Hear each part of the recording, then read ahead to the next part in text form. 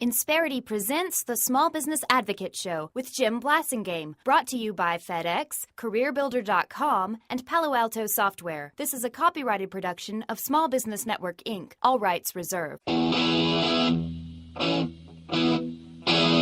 You're listening to the man who has received so much recognition for his work on behalf of small business that he had to get a bigger mantle for his awards and a wider door for his head. You have reached the transmitting signal for the Big Giant Head. All Big Giant circuits are busy right now. Please stay on the line. Mr. Humble, Jim Blasingame. Welcome back, 34 after the hour. Thank you very much for hanging out with me. Always a pleasure to continue to be with you, Mr. Humble, at your service. Very excited about having our good friend Doug Tatum back on the show, ladies and gentlemen. Doug is the Wright Travel Chair in Entrepreneurship at Middle Tennessee State University, MTSU, former president and chairman and CEO, I should say, of Tatum LLC. He is also very involved in a number of investor organizations, private equity organizations, and he's got his ear to the ground and his finger on the pulse of a lot of things out there that are happening in the economy, and I wanted to talk to him and ask him some questions. He's our good friend, Doug Tatum. Welcome back to the show. Hey, Jim. Welcome to be here. It's good to have you back, Doug. Hey, Doug, I'm trying to do a little visioning for what capitalization is going to look like for small businesses in the future. I'm talking 5, 10, 20, maybe even 30 years from now. And I believe it's going to look a lot different. And as my audience knows, I'm a real strong champion. I'm a big supporter of independent community banks. I believe that they're really important. But I also believe that the landscape is not looking good for their proliferation. They're not going to go away, but we're going to lose a bunch more of them, I think, than we already have. I think in 10 years we could have a lot fewer small banks than we have had. And I don't think that's good for small business. So where is small business going to get their capital if there aren't going to be as many independent banks as there are now in the future? Where's that capital going to come from? Is it going to come from crowdfunding, from factoring? What do you think?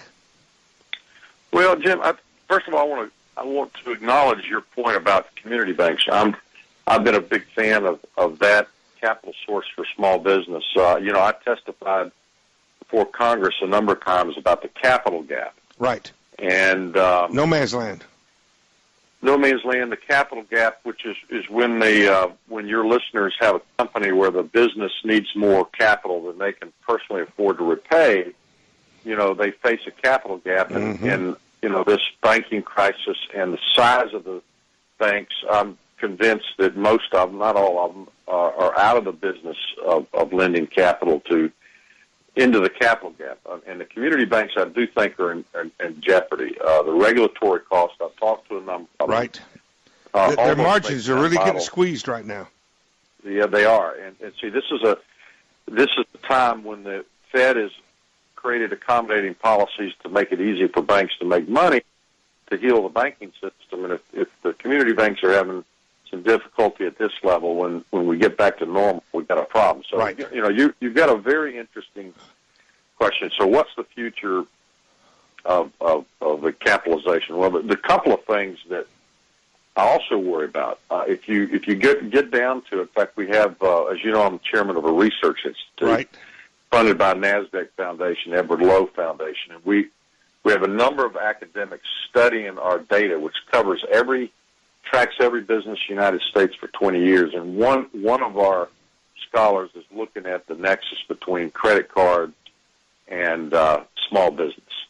And I'm completely convinced, based on anecdotal evidence, that one of the key capital sources for growth capital in this country were second mortgages on homes and credit cards. And you're talking to somebody who did that.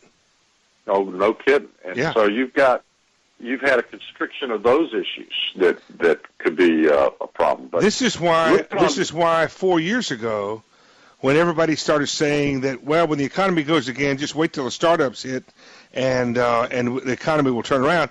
And at that same moment, I predicted that would not happen because startups wouldn't have access to the capital sources that I had, for example, 20-something years ago. Absolutely. Absolutely. So, that's a double whammy. So I talked to a number of folks that are involved in the Job Act.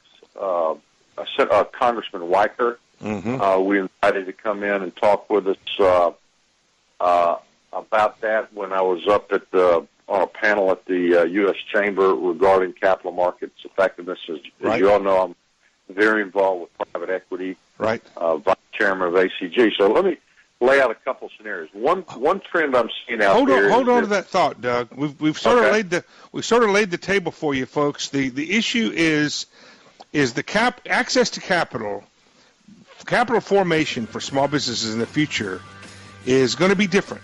I don't know what it's going to look like, but I promise you, there's no doubt in my mind it's going to be different the next 20 years than has been the last 20 years. And as much as I love independent community banks, I love small businesses more.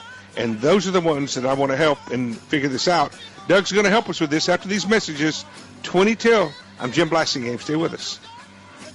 Insperity presents the Small Business Advocate Show with Jim Blasingame, brought to you by FedEx, CareerBuilder.com, and Palo Alto Software. This is a copyrighted production of Small Business Network, Inc., intended for the private use of our audience. Except as otherwise provided by copyright law, all other copying, redistribution, or publication without prior written consent is prohibited. All rights reserved.